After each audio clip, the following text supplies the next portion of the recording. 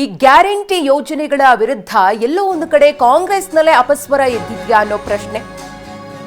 ಯಾಕಂದ್ರೆ ಗ್ಯಾರಂಟಿ ಜೊತೆಗೆ ಅಭಿವೃದ್ಧಿ ಕೆಲಸಗಳು ಆಗಬೇಕು ಎಂದಿದ್ದಾರೆ ಮಾಜಿ ಸಚಿವ KN ರಾಜಣ್ಣ. ಮುಂದೆ ಪಕ್ಷ ಯಾವ ರೀತಿಯಾಗಿ ಕೆಲಸವನ್ನ ಮಾಡಬೇಕು ಅನ್ನೋದರ ಕುರಿತು ಒಂದಷ್ಟು ಸಲಹೆ ಸೂಚನೆಗಳು ಕೂಡ ಬರುತ್ತೆ. ಉಚಿತ ಯೋಜನೆಗಳಿಂದಲೇ ಗೆಲ್ಲುವುದಾದ್ರೆ ಆಂಧ್ರದಲ್ಲಿ ಜಗನ್ನಷ್ಟು ಯಾರು ಕೊಟ್ಟಿರಲಿಲ್ಲ, ಅವ್ರು ಗೆಲ್ಲಬೇಕಾಗಿತ್ತು.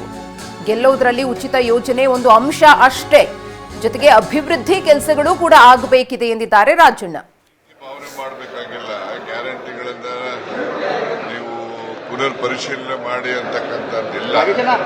ಆದ್ರೆ ವಾಸ್ತವಾಂಶ ಗ್ಯಾರಂಟಿಗಳಿಂದನೇ ನಾವು ಗೆಲ್ಲಕ್ಕಾಗೋದಿಲ್ಲ. ಗ್ಯಾರಂಟಿ ಜೊತೆನಲ್ಲೇ ಅಭಿವೃದ್ಧಿ ಕೆಲಸಗಳು ಆಗಬೇಕು. ಆಗ ಮುಂದೆ ನಮಗೆ ಪಕ್ಷಕ್ಕೆ ಒಳ್ಳೆ ಹೆಸರು ಬರುತ್ತೆ ಅಂತಕ್ಕಂಥ ಸಲಹೆ. ಆ ಸಲಹೆಯನ್ನ ಬಹಳಷ್ಟು ಜನ ಶಾಸಕರು ಹೇಳಿದ್ದಾರೆ. ಅದು ತಪ್ಪೇನಿದೆ. ಫೀಬೀಸ್ ಇಂದನೇ ನಾವು ಚುನಾವಣೆ ಗೆಲ್ತೀವಿ ಅನ್ನೋ ನಂಬಿಕೆ ಇದ್ದಿದೆ.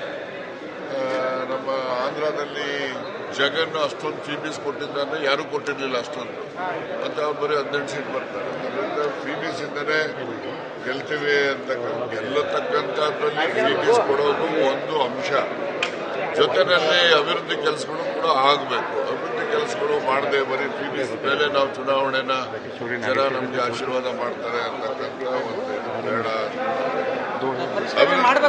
ಪರಿಷ್ಕರಣೆ ಮಾಡಬೇಕು ಅಂತಕ್ಕಂಥದ್ದಲ್ಲ.